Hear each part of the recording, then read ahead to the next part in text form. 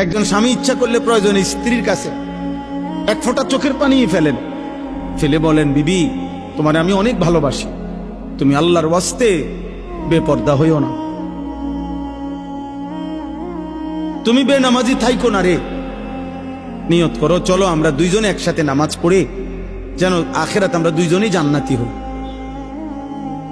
হাদিসের মধ্যে আছে জান্নাতি বান্দাকে যদি, আরে মিয়া 70,000 না, যদি 70 কোটি জান্নাতের হুরও দেওয়া হয়, তারপরেও দুনিয়ার স্ত্রী যদি জান্নাতি হইতে পারে, খোদার কসম ওই স্বামীর জন্য দুনিয়ার স্ত্রীর তৃপ্তির চাইতে, সুখের চাইতে 70 কোটি হুরের সুখ বেশি হবে না।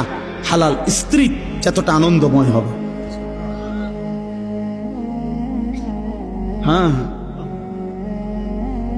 কারণ সে যুদ্ধ করে কষ্ট সহ্য করে জান্নাতি হইছে, আর হুর তো জান্নাতেই তৈরি হয়েছে। এজন্য 70 কোটি না, 70,000 কোটি হুরের চাইতেও দুনিয়ার স্ত্রী দাম যদি সে জান্নাতি হয়। আল্লাহ কোরআনে বলছে উদখুলুল জান্নাতা আনতুম ওয়া আজওয়াজুকুম তুহবারুন।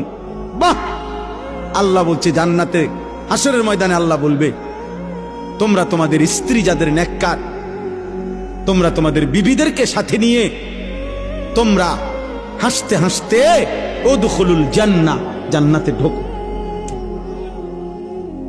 জান্নাতে ঢোকো। এক লগেই তো ঢুকতে দিছিল, স্বামী স্ত্রীরা এক লগেই তো দিছিল।